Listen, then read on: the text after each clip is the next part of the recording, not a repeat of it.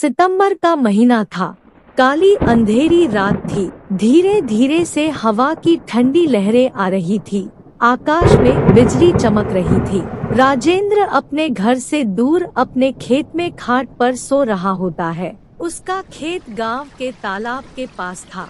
बारिश के कारण पूरा तालाब भर गया था और खेत में घास भी ज्यादा हो गई थी, जिसके कारण अंधेरे में यह सब ज्यादा डरावना लग रहा था। उस तालाब के किनारे आम के 6 से 7 बड़े बड़े पेड़ थी। आम के पेड़ की डालियों के आवाज भी काफी डरावनी लग रही थी। अचानक खेत में बंधी हुई भैंस ने चिल्लाना शुरू कर दिया।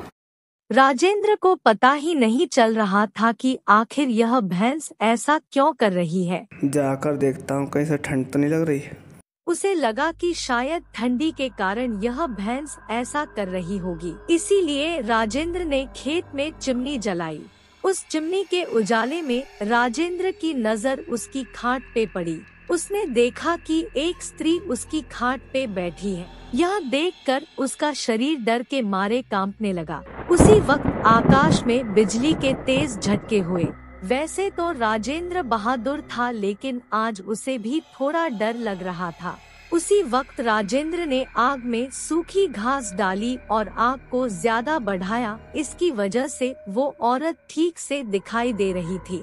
राजेंद्र ने तापने के साथ बैठे बैठे ही आवाज लगाई, अरे कौन है भैया वहाँ पर सामने से कोई प्रतिक्रिया नहीं मिली। तो राजेंद्र अचंभित हो गया। उसकी समझ में कुछ नहीं आया। राजेंद्र खड़ा हो गया। तभी राजेंद्र ने सोचा कि अब डरने से कुछ नहीं होगा, मुझे हिम्मत से काम लेना पड़ेगा, क्योंकि जो डर गया वो समझो मर गया। राजेंद्र ने एक बड़ी लकड़ी हाथ में ले ली और बोला, मैंने कहा कौन हो तुम? तुम्हें क्या लगता है मैं तुमसे डर गया हूँ?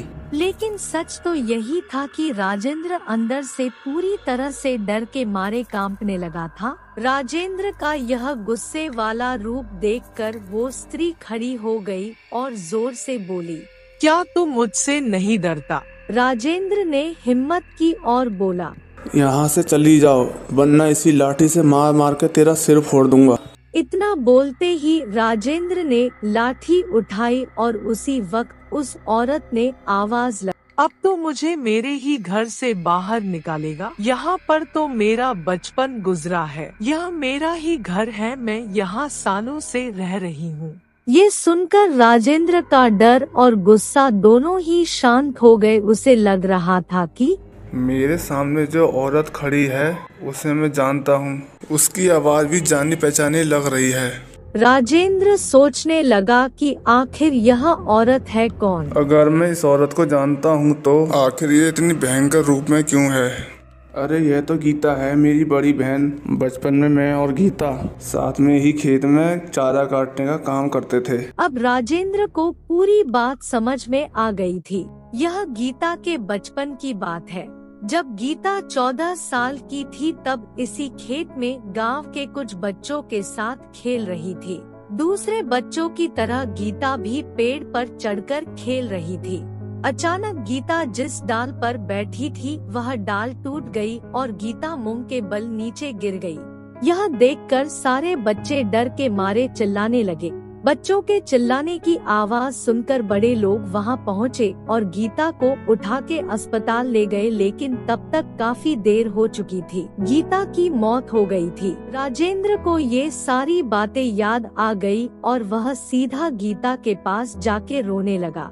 जब यह बात गांव वालों को पता चली तो सारे गांव वाले चौंक उठे। क्या वास्तव में वह गीता ही थी? गांव के एक बड़े बुजुर्ग ने कहा कि जब गीता की मौत हुई थी तब वो एक बच्ची थी, इसीलिए उसे बालक समझ के उसे दफनाया गया था।